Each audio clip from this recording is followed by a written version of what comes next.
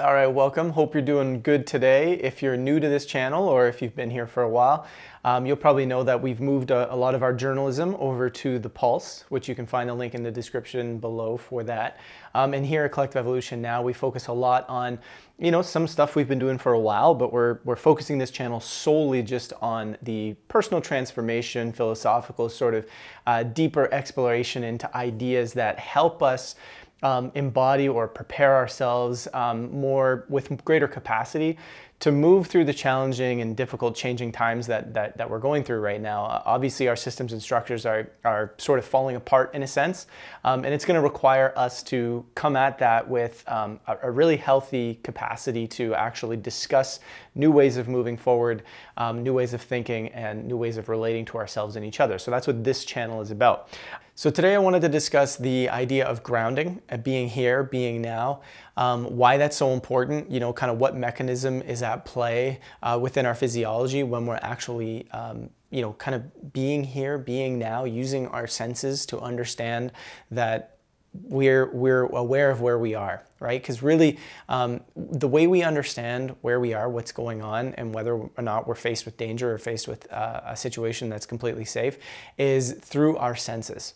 And Stephen Porges, the inventor of the polyvagal theory, actually discusses this pretty clearly. The term neuroception describes how neural circuits distinguish whether situations or people are safe, dangerous, or life-threatening. Neuroception explains why a baby coos at a caregiver but cries at a stranger, or why a toddler enjoys a parent's embrace but views a hug from a stranger as an assault.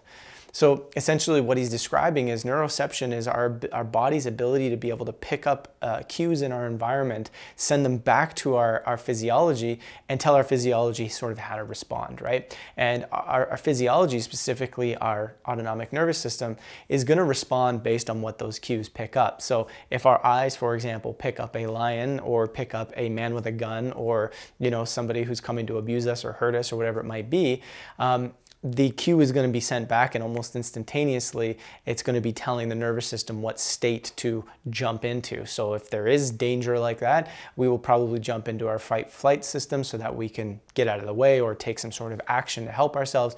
There is a possibility that the body might also go into a freeze system, which is one of the more older parts of our brain and our nervous system, coming from the reptilian side of things, where we might actually just sense that danger and go, oh, okay, and then just kind of, freeze.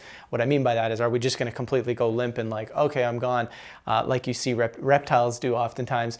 No, it's more so we might not have the ability to act. We just can't come to a situation where we know what to do. We're just kind of like, oh, okay, and we just kind of move along with it. That's essentially being in a state of freeze. And a lot of times you see situations where, people are criticized. Hey, when that dangerous thing happened, why didn't you get up and run away? Well, the person didn't really have a choice, right?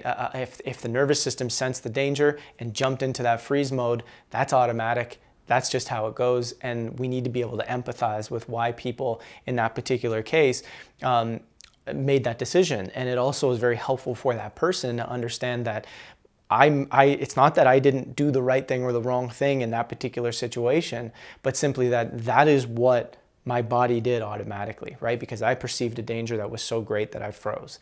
And that's what happened within my physiology. When we can understand what's happening within our physiology, that's a really important step towards understanding, like, there's nothing wrong with us. We shouldn't have regret. We didn't make the wrong choice per se, right? So diving into this a little bit more practically with what we're talking about here today as well, with just that basic understanding, what our nervous system is picking up on, what our body, our physiology is picking up on in our reality is a very big part of how we deal with stress. It's a very big part of how we sense dangers within our world right now, which is important because we are being told pretty much 24/7 that there's danger and it's coming to get us. We're seeing this through the media all the time. Politicians are using this all the time. I mean, we're being told there's a killer virus out there that's just essentially the most dangerous thing in the world. If you are able to look at what the data actually says, we are not faced with an extremely dangerous time. We are not in a crisis per se. And I'm not saying this from the standpoint of like, hey, don't take any action when it comes to COVID. I'm saying we are being told that there is a significantly greater amount of danger than there actually is. And that psychology affects our bodies and affects our nervous system in a very big way that pushes us into a mode where we cannot really relax. We cannot think critically. We cannot connect well with other people. We cannot communicate effectively, because when you are sitting on your couch and you are being told that there is a danger 24/7, meanwhile that danger does not exist in that room, or most likely does not exist in that room, you are sensing a danger that's not actually there. Another way of looking at this is by saying, you know, in our modern lifestyle, we look at missing a bus, or we look at missing a deadline, or maybe we have to pay a bill as a serious danger. Right? Our life is being threatened by this danger. Our nervous system is responding based on that being a danger. But that's not actually a threat that's coming to get us. However, we've come to perceive these particular things as this serious danger through which our physiology is responding by going into high stress mode, going into fight or flight. Well, what happens when that bill doesn't go away for, 10 or so days, or 15 days, or 20 days, or we can't pay it?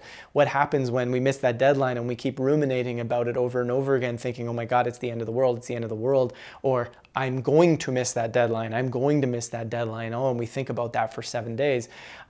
We're basically pushing our body into a state of fight-flight almost all the time. And we might be getting stuck into that state. We may also go as far as getting stuck into a freeze state. Well, if you have a meaningful presentation that you have to make and you're terrified about the deadline, and this is going to require a lot of your creativity and critical thinking to create, how effective do you think the presentation is going to be when we're being pushed, when we're pulling ourselves into that aspect of our nervous system all the time? Probably not going to be as good as if we were feeling safe, feeling calm, and able to utilize our skills to the best. So how do we bring those things online as effectively as we can? I'm just going to briefly say this. I learned a lot of this stuff over the course of me going through my own trauma over the last, we'll say 4 years or so. For the last year or so, I've been working a lot on stuff. Prior to having experienced my own trauma, which was basically cumulative years of stress having to do with the business side of what I've been doing in my life, where, independent media was essentially going through some massive changes as a result of big tech. And basically every single day I felt like our business, our ability to put food on the table, pay employees, all these different things was basically under attack every single day, constantly, for years. And I wasn't utilizing the skills that I had used years prior to keep myself with the capacity and the resilience to do what I needed to do in life, to build a business. I built the business initially with challenges, but I was okay because I was able to manage that through feeling safe, feeling calm, utilizing different skills and techniques. But as this cumulative stress really hit me hard, my usage of a lot of these skills and a lot of these techniques tapered off.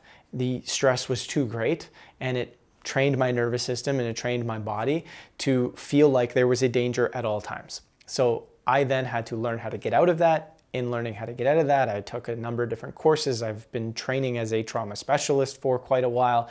It's not something that I'm planning on using to take clients or anything of that nature, but it helps me better understand the world. It helps me better understand current events and how we can move through creating a better world together, which is really my passion, and that's what it's about. I think a lot of us are significantly more stressed than we might realize, but we've just become so used to it in our modern world that we kind of don't know what we don't know. And that was something that I learned myself going through my journey.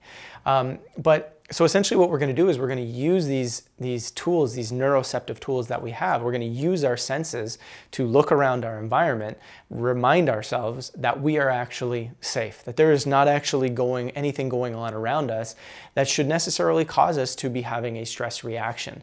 And that having that stress reaction is not necessarily going to help us move out of whatever challenge we might be facing, but that we need to be able to learn to manage that stress and in essence manage our emotions and manage our physiology such that we can have the greatest amount of capacity available to us at that time to solve the challenges that we have in front of us. So what the tool is, I'm going to keep this very simple.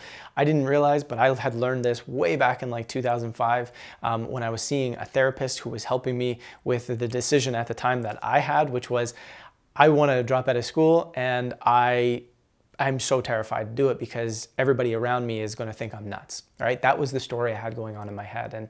And she really helped me move through that. And she gave me an exercise, which was just a sensory exercise that helped me sort of understand what was going on in my reality to help bring down my anxiety that I was experiencing. I ended up using a tool very, very similar to this in the 5 Days of You challenge, which many of you might have remembered taking. I started doing those back in, I think it was like 2012.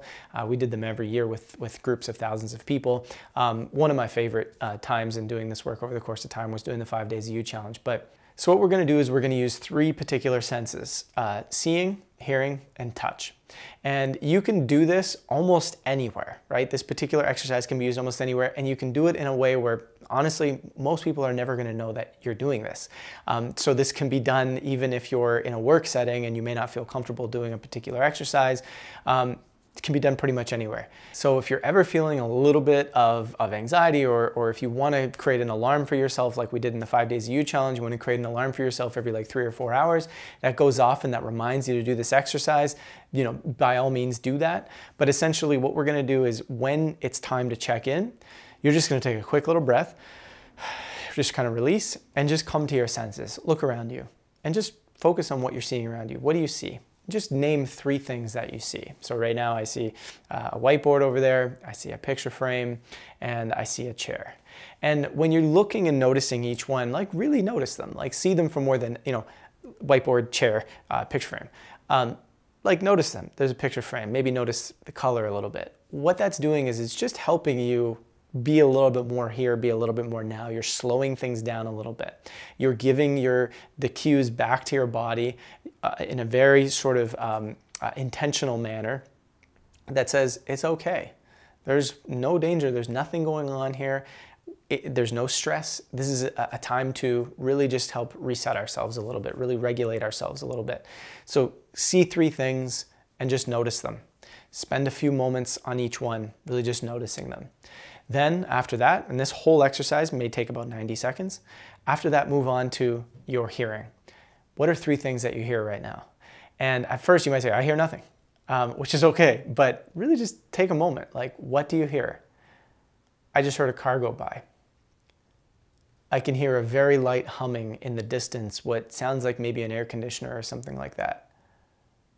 I notice that every now and then when I shift my foot ever so slightly, there's a slight sound that comes off the chair and bounces off the ceiling. Little things like that, right? This is what you're listening for. Again, spending some time to really hear gives ourselves that moment of just, again, bringing it back, right? Sensing there's no danger. And then go on to touch. Now, there's a couple different ways you can do this. You can feel some objects around you. If you have no objects around you, or if you can't touch anything in the environment that you're in, just utilize your own body and your own, clothing that you have, right? So whether it's that or objects, just take the time, feel different things. Like right now, I'm touching a corner of a laptop, and I'm noticing, like, how does that feel? Well, the texture is smooth. There's a sharp edge, kind of feels a little bit warm. And I'm just noticing and feeling these things. Sensing. And then I might come to my shirt, this texture feels, different. It's more gritty in comparison to the smoothness of the laptop. It's soft. There's a seam here with some threads. There's a little bump to come over, and you're just sensing, you're feeling, and you might move on to something else. Right now I'll use my leg. Why not, right? Okay, I can feel, little individual grains of hair. I also notice there's a differentiation between what I feel on my finger and then what I feel on my leg. And as I naturally, move from different spots of my leg, I notice a little bit of heat, on my fingertip, right? Whatever it might be, you're just noticing. You're sensing, you're bringing yourself to your environment, and you're sending cues back. And making a habit of doing that and really intentionally making it a point that there's nothing dangerous going on around me right now. We can get lost in our daily activities very, very easily, right? I know this firsthand from, the experiences that I had in the past. But it's very easy to get lost in our day-to-day thing, and we notice tension building up within our bodies, right? You'll notice at the Pulse, our journalistic side of what we're doing, at the beginning of every article, we have that release the tension in your body, put a little bit of focus on your heart, take a few breaths, right? That's just a self-regulation exercise that is designed to bring ourselves back to here. That's hopefully going to be enough, especially as we practice this over time, to just bring our nervous systems back to, hey, it's okay, we're here right now, which is going to bring our critical thinking, it's going to bring our learning up back online a little better, and it's going to allow us to take in the content more effectively, right? That's really what that's about. Plus, the more we practice that, the more that becomes our new baseline that our autonomic nervous system is going to be functioning under, right? How that autonomic nervous system functions on a regular basis is really what's going to determine how we're perceiving our world in a big way. Because if that's functioning all the time in either, a fight or flight relatively too often, or freeze relatively too often, and it's not really coming back to safety, that feeling of just feeling, okay, I'm here, now I'm safe, regularly, then we're going to be perceiving our reality from those more stressed out states of being, and we're going to start sensing dangers where there isn't actually danger. It is a bias that will start to come into our human experience way more than it really needs to be. So it's really important to learn some of these tools, learn some of these techniques to just bring ourselves back to here and now. So try out that 90-minute exercise. It is very simple. It's something that you can do as many times throughout the day as you want, whether you notice yourself feeling tense or whether you set an alarm, whatever it might be. Try and get this in, 3 or 4 times a day, whatever it might be. But thanks so much for watching this video. Again, here at Collective Evolution, we're focusing more on a lot of these, deeper sort of personal transformation discussions, how we can better build a capacity and resilience within ourselves to handle the fast changing times. And then over at The Pulse, which is also our brand, where we do our journalism now. So journalism is not here on Collective Evolution anymore. It's now over at The Pulse. And that's where we're more so going to be focusing on, again, the journalism that helps us really make sense of the world, that informs us in a way that helps us make decisions that are meaningful. So be sure to subscribe to us over there as well. Thanks so much for watching this video.